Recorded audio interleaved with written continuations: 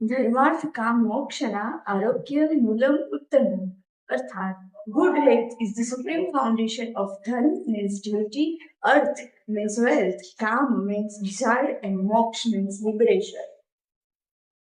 Hello everyone, હું doctor રુચિ પટેલ એ homeopathic consultant છું અને મારી યુટ્યુબ ચેનલ ઉપર તમારું હાર્દિક સ્વાગત છે.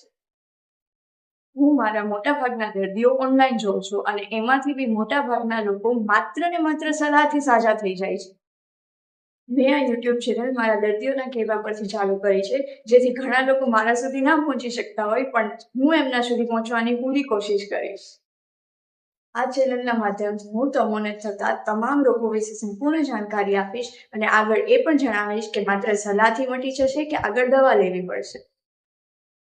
મારા સર્વે પ્રમાણે ખાસ કરીને એક્યુટ રોગો, જેને આપણે શોર્ટ ટર્મ બીમારીઓ કહીએ છીએ, એમાં 50%થી વધારે લોકોને દવાઓની જરૂર હોતી જ નથી. જે પોતાની ઇમ્યુનિટી એટલી સ્ટ્રોંગ હોય છે કે ખાલી ઇમ્યુનિટીથી જ એ રોગ જતા રહે છે, પણ પૂરા નોલેજના અભાવના કારણે લોકો વધારે હેરાન થાય છે અને ના જોતી દવાઓ લઈ અને શરીરને વધારે નુકસાન કરે છે.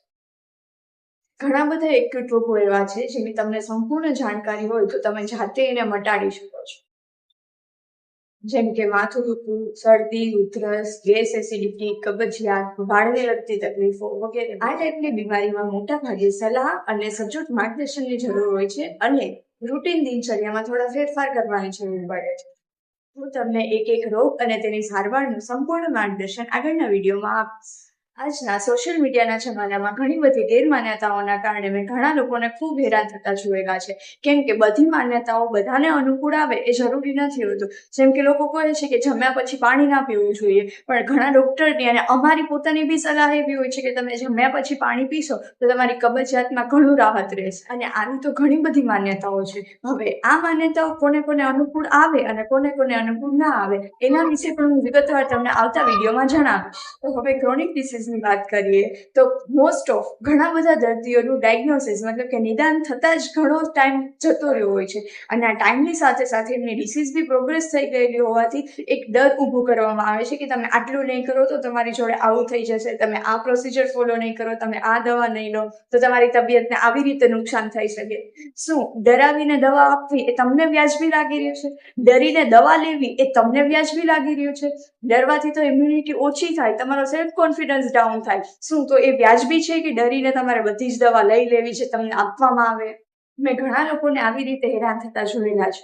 તો આવા લોકોને હું એક ખાસ સલાહ આપીશ કે બિનજરૂરી ટેન્શન ના લેશ.